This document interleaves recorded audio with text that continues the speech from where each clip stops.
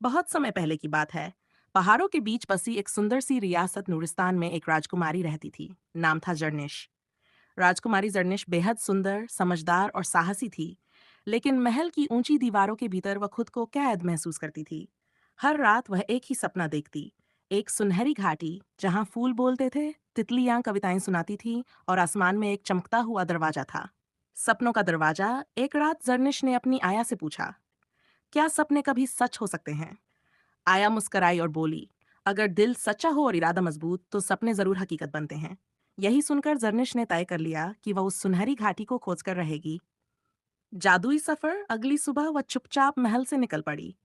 रास्ते में उसे एक घायल पक्षी मिला जिसे उसने बचाया। एक बूढ़ी औरत मिली जिसे उसने खाना खिलाया।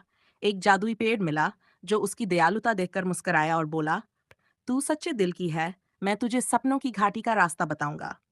सपनों की घाटी जर्निश जब उस सुनहरे दरवाजे के पास पहुंची और उसे छुआ, पूरी दुनिया एक चमक से रोशनी में नहा गई।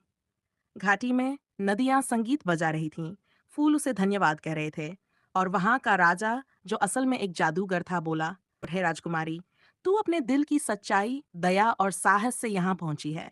ये घाटी अब तेरे दिल में बसी रहेगी।